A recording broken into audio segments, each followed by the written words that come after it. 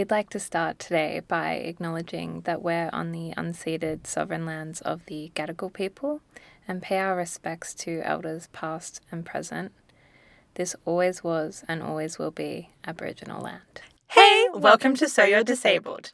This episode is brought to you by Spoonie, the social network for neurodivergent, chronically ill, and disabled people. And hey, I'm Soph, and I'm disabled, and my pronouns are she, they. I'm Tam. I'm living with a disability, and my pronouns are she, her. Well, in today's episode, we're going to be talking about intersecting identities. And by that we mean, of course, we've just introduced ourselves, and I said I'm disabled. Tamara said she's living with a disability. We said our pronouns. But actually, there's much more to us than both of those things. And last episode, we talked about you can be disabled and ... And I guess part of the ...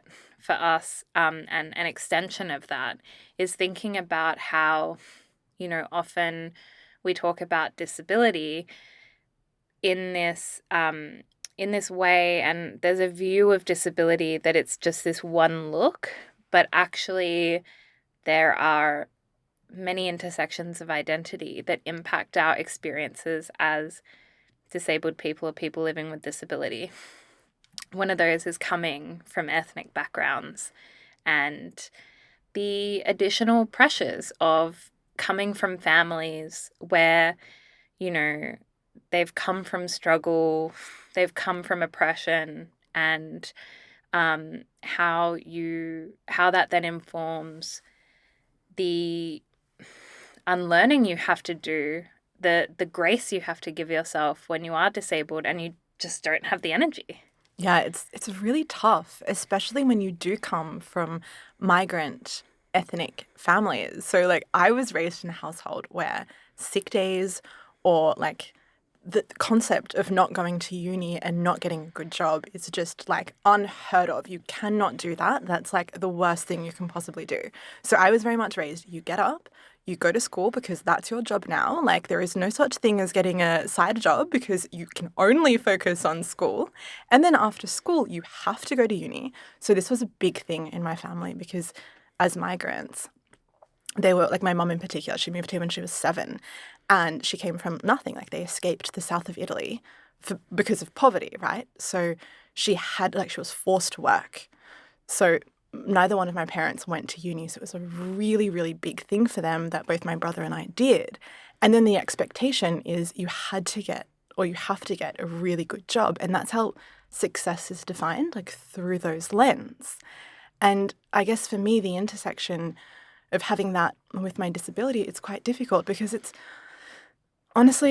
really challenging and it really sucks not having been able to live up to those expectations, especially my dad expected that more than anyone. And because of my disability, I haven't really been able to do all of the things that he would have wanted me to have done, or at least by this age.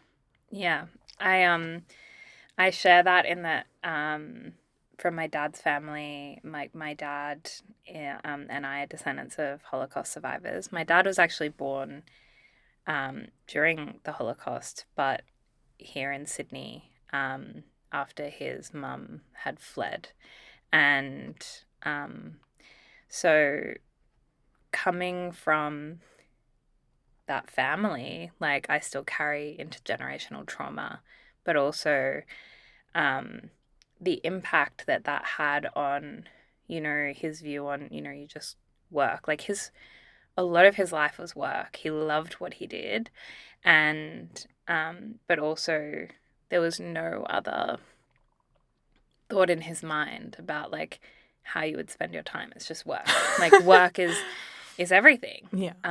And, he talked about retiring. He never actually technically retired before he passed away. And I think although he was starting to talk about retirement before he passed away, I really don't think that he would have wanted that. I think he just loved his work so much because he had to work. He had to support his single mum because his dad passed away when he was 13. It just really was not an option for him other than to work. And like, not even, the Holocaust, like, was, and coming from a survivor of the Holocaust was going to be, prevent him from doing what he wanted to do. So then the child of, being a child of his, and having that perspective, I think as a parent, it informed, this way of thinking about things that just meant like there was no excuse in the world you could give that man for why you couldn't go to school or go to work. And like, I think one of the proudest moments he had, one of the, times he was most proud of me, I should say, it was when I was doing really well at work before he passed away. That checks out. Yeah.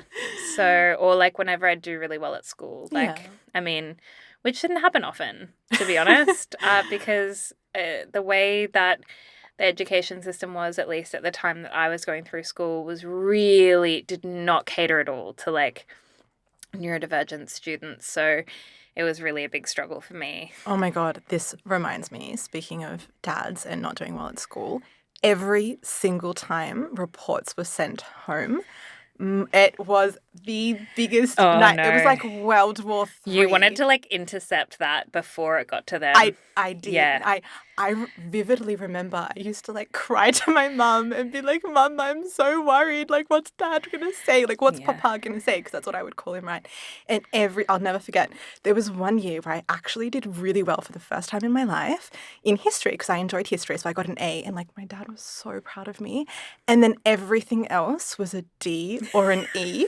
And oh my God, I think like he didn't talk to me for like a long time. For me, a long time is like a few hours. He like did not talk to me. He was so disappointed in me. And this is coming from a man who culture was everything to him. He used to quiz me on what the capital cities of the world are, like as if I still even know that now. And what was going on in the world in terms of the news, Oh my right? God. Yes, my dad was like this too. I think it's such a trauma response, but he was like, Sophie, I don't want to see you become one of these vapid, girls who doesn't, care about what's going on in the world. You have to, this is when I was like 12, mind you. You have to remain engaged with what's going on in the world. You have to know what's happening in the news and in the world. And I, like, looking back, I'm like, sounds like a trauma response. But yeah, it was such a thing. Like, no. You had to know what was happening in the news. He would always tell me what was going on in the world. I love that. I love how like ethnic, like our dads are. Like mine, I remember he growing up. Think of my big fat Greek wedding, right? Yep. He would tell me all the time, Tamara, the root of this word comes from blah, blah, blah. So just like in my big fat Greek wedding, except he wasn't biased towards Italy and every root coming from like Latin. But you know what I love? I love that. So I still remember the birthday party where our dads met because both our dads like dropped us off and stayed there because this was in junior school, right? And I'll never forget my dad coming home and telling my mum what a wonderful conversation he had had with your dad and how well cultured he is and how interesting he is. And like, I love that they then became friends. Yeah, me too. It's something that like is really special to us. And we're pre-recording this because Tamara's going to Italy to spend some time with her nonna, which is so exciting. But we know that this episode is probably going to come out in September. And September is actually a really hard month for both of us because, we're so connected in so many ways. And one of them now is that September represents the month in which we lost both of our dads at separate times, but only about 8 days apart or something, and in different years. And this year for me, actually, it's 10 years since I lost my dad, and I've had some real grief around that. Of course. It's particularly hard to get to the 10-year mark. I think when people are celebrating wedding anniversaries, like 10 years is probably really like big and exciting. We made it to 10 years. When someone's died, it's, it's really not the same. It's like the really sad. Again, with Soap's dark humor, we just love Um, it. it turns out it's really hard, and I've had a particular grief about it, and actually, it's interesting now that I've said that. I remember last night I was having these dreams about my dad and feeling really distant from him. And because it's been 10 years now since we spoke and since I saw him, and I'm really feeling that in my body, and it's really hard. And for Tamara this year, it's 2 years since losing her papa. And so September is a really hard month. So we might be talking about our dads quite a bit today. Yeah. And I think it ties in well with September, the month. I agree with that. And that's why I think it's like more special to us that our dads were friends, Yeah. which honestly doesn't surprise me at all because my dad was the most like popular person in the world. Like everyone loved him. Like every time I'm in Italy, so my family come from like the deep south in this very The small deep south? yeah, deep south of Italy, like southern Ity is what I mean. Again, like less than 3 hours sleep last night. I'm so sorry. Not like the deep south of America. No, not like that. Like in Italy, in this small sort of town. And anyways, everyone loved my dad and knew my dad because at school he was so full of friends. So my dad, I would believe that. right? Everyone loved him, but not because he was like a jerk popular person. He was like really lovely, but just Yeah. everyone wanted to be his friend. So my dad couldn't understand why I would come home in high school and I hated school and I went through this period where I had no friends and he was like, I can't understand. Like, because from his experience, he was so full of them, which doesn't surprise me that your dad and my dad met one time and like walked out of that best friends. Oh, I know. My dad was the same in school. Like he would tell me all these stories about like his friends at school, and he was really like, I think he wouldn't say he was popular, but like that's the impression I got. And like he couldn't understand why I struggled so much in school. And with making friends.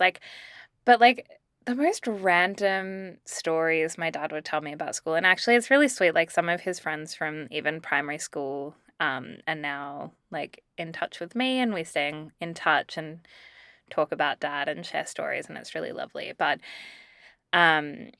he had the most random stories from school. Like his nickname at school, because he really loved Pepsi, was I like didn't know this. Pepsi. Oh my God, that's so cute. Yeah. Or like our last name, Dad had been told that it meant sunset in German, which like I've tried Googling and it doesn't. But maybe Google's wrong. I don't know. Anyway, and so his friends would call him Pete Sunset. Aww. Yeah. So it's just like little stories like that. I'm like, he was definitely like more popular than I was in school. I was not popular at all. But now my mum tells me like, oh, you're just like your father. Because if you can't tell from that, my parents divorced when I was a child. And because I like have a lot of friends, and like my mum is like, oh my God, you're like constantly talking to people. Like you have all these friends, like you're just like your father. And, he was the same. Like he had a lot of friends and a lot of people who really admired him, understandably, because he was an amazing person. He really was an amazing person. Thank you. So was your mum, by the way. Thank and so you. were Yes. Thank you. Same with your mum and dad and you. Thank you. But yeah, I think it doesn't surprise me then that our dads became friends. Me too. Despite like the language barrier. I mean, no, that's not true. My dad's English did become very good. But this does remind me though of like language being a very big sort of like intersector, like intersecting reality. And so like for me in particular, right, in my experience of being Italian and being a migrant, I think the story is hilarious. So my nonno, my mum's dad, he just thinks that doctors are all knowing and like everything they say is absolute gospel. But so he migrated here. And he, till this day, speaks a broken English.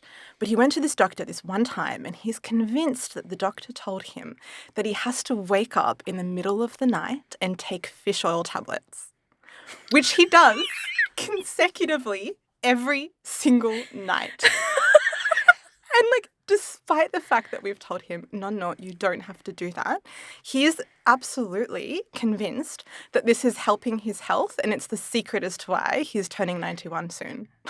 Oy vey. Oh my God, that's so funny. It's hilarious. Oh, that's so funny. Speaking of language, I think with my dad, what I saw happen was he grew up in a family where English wasn't their first language, and um but growing up in the time that he did, where, I mean, in short, refugees were not seen as being very welcome here. It's so awful. The way, yeah, I mean, still to this day, it's such a problem. So bad. I don't want to digress, but and he internalized this and became like the expert on grammar and correct grammar and all of this stuff. And so he would try to teach me, and he would just roll his eyes constantly because I was not taking in a lot of what he was trying to teach me. And he was like, what's going on with school these days? Like, I learned all of this stuff at school. Like, why aren't you learning this as well? And I don't think that my dad would set out to place these unrealistic expectations on me, or, be ableist. I think it was really coming from this place of like, I have to prove myself and we have to prove ourselves, even though like arguably he had lost some of his culture in trying to fit in. And so I think it's really interesting and sad in a way to think about the significant impact that has on people. And still to this day, I think that is an experience that refugees and migrants are having, where you sacrifice parts of yourself in order to fit in. And when that comes, when that intersects with things like disability, we're also sacrificing parts of ourselves, whether that's our health, whether that's, other aspects of ourselves, in order to try and fit in. And that's why we wanted to like talk about our intersections, because it's really important. Another one for me is, I spoke previously about when I was first diagnosed as a teenager, and I didn't want to have that label. I didn't want to be disabled. I wanted nothing to do with it. And part of the reason for that is because I'd already worked out by that stage that I was probably bi. And even though, like, I think a lot of people think we've come a long way and we have Mardi Gras and, coming from the LGBTQI plus community isn't such a taboo anymore, little teenage me was still terrified of like that reality and what that meant and hiding it. And so adding another label, I was like, no, oh God, no, I can't go through all of that again, because I haven't even resolved the first one, like I haven't even resolved, hadn't even properly resolved like my identity as a Jewish person, like, let alone getting to bi or disabled. So yeah, I think it's just really important that we remember and think about how someone's intersections impact their experience of disability as well. Absolutely. And in particular, what you said about taboo, it reminds me of how what is considered taboo is very different in different cultures. So for me, it's interesting. It's like this big shift going from living in Sydney to this like small town that my family are from, because it means one of two things. First of all, in my parents' and grandparents' generation, their perception of psychologists are just seen as crazy why would you go to them? Like, they're just going to make you worse. Or like my dad would always say to me, you're too young to be anxious, which is really funny because at dinner the other night, my cousin, who's only around 40, said the exact same thing to me. But also, when I was there last year, my other cousin, who is very young, she's only like 32, and she has her eldest daughter who's 5, and she's in kindergarten, and she was beside herself. Like, she would come over and she would cry to my nonna because her daughter has been diagnosed with ADHD. Now, from me and my perspective, that's like quite common that kids have now in junior school. But over there, it is such a taboo. It's not common at all. None of the teachers want to help her. She's completely ostracized in the kindergarten. None of the kids want to spend time with her. And so I sort of sat down and was speaking to her about what ADHD is and trying to like reassure her it's okay, because she's convinced that her daughter won't be able to live a normal life. And she just looked at me and she was like, how do you know what ADHD is? Like, that's exactly what it is. Like, how do you know? And it's because over there, like, I'm not saying in all of Italy, like, I don't know, but in this town where my family are from anyways, it is such a big taboo, much more so than I've experienced here in that sense. And it's just really, really interesting how, like, the intersection of that is displayed in different parts. Like, it's still viewed in this, like, extremely traditional way. Do you think that that small town and that mentality had an impact on you and the way you view yourself and your disability as well? Absolutely. I think that's part of why I'm probably more comfortable with saying person living with a disability, because I've really internalized this idea of what it means to be disabled. So what I was saying before about language and how, language barriers, but also I think with language, there are different connotations to different words. So in Italian, disabled is disabile. And it sounds quite similar, but the connotations of that are just so almost more catastrophic in this very intensely negative view that you're very much viewed as an entirely, like, crippled person that's unable to do anything at all. And it's just viewed upon so negatively and badly. And like, I remember my parents crying so much, in particular my dad, when I was diagnosed when I was really young. And I think, and very much the way they responded was we wouldn't talk about it as a family. It was a taboo to speak about, they were kind of just like, you're fine, it's a problem, we'll overcome this. Like, it's a chronic illness that I'm going to live with for the rest of my life. But I think that intersection has really impacted the way I view my disability now, to be honest, and the way I viewed it for all of these years. Mm. It's interesting because I think as well, growing up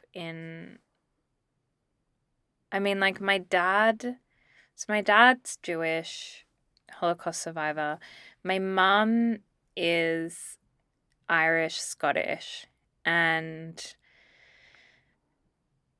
was the one who talked to me a lot about disability growing up, and has her own experience of disability. And it's really interesting, like, to reflect back on that, because I think actually it comes from my mum, my strong sense of justice around disability, and like why I was able to eventually get to the place that I'm at now in feeling more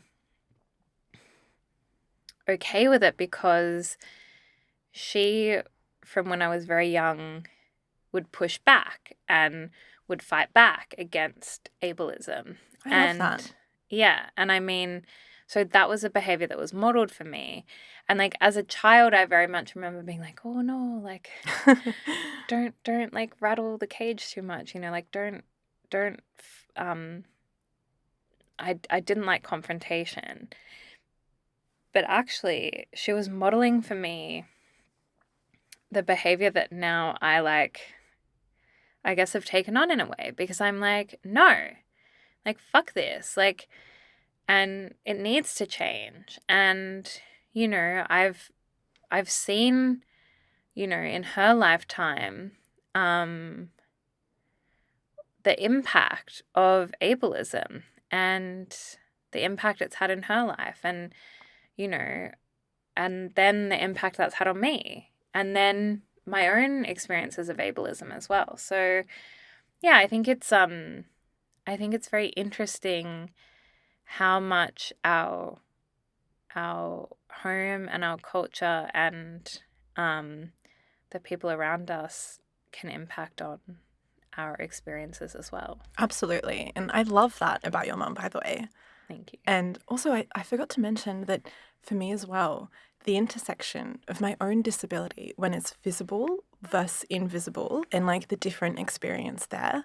And I think as well, even as a society, the way we value and almost categorize or have connotations either more positive or more negative towards certain disability versus others, like mental health, for example. I think in particular, some disabilities within mental health, such as schizophrenia and bipolar disorder, are very much viewed in a very negative way where it's very fear based. So people tend to fear what they don't know, right?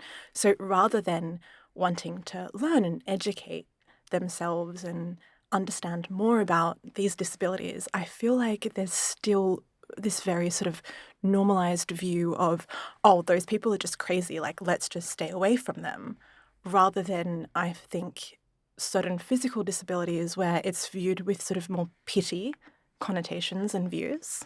I think also, like, ultimately what I would say I've witnessed is that someone's value, especially as a disabled person, um, made up of, is measured by their ability to still function in capitalism Yeah. and under a capitalist system.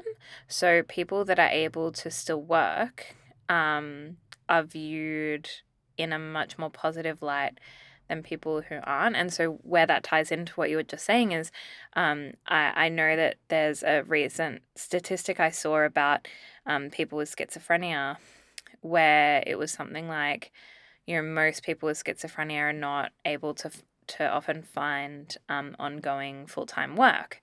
And that is, I'm sure, related to the stigma, but also I think whatever I was reading was talking about how that's also tied into the symptomology of schizophrenia and the impact it has on someone's life. So I found it, I find this really frustrating that, like, our value is always tied back to our productivity and capitalism, and It's awful. It really, truly is. But on that note, I unfortunately think rather than responding, I'll have to delegate to a future episode when I'm back from Italy and I'm probably looking much more tanned. And I. That was just my way of trying to end this on a bit of a more lighthearted note because these conversations make me so sad and really deeply upset me. And that's why I'm so grateful that we've started this community, because through these conversations, we hope to imagine a different reality. Yeah, and I think, like, the whole purpose of today was not to leave you on any sort of a sad or negative note or a, yuck feeling in your body. It's to say we have intersections. We know you do too. And you're not alone in that. And it's our intersections that really can have such a significant impact on how we experience disability. Anyways, I'm doing one of these ethnic goodbyes, I know. So yeah, I guess that's the purpose of today. And we hope Yeah. you've enjoyed this conversation. And, as always, feel free to reach out to us. Tell us your intersections. We've got our submissions box on our website now. So feel free to reach out to us. Yeah, we'd love to hear from you. And I hope that you all have a wonderful fortnight until you hear from us again. Although, as Soph did mention, September is a hard month for us. So we'll just have to see how we go. Yeah. We'll see you soon. Take care of yourself. Bye.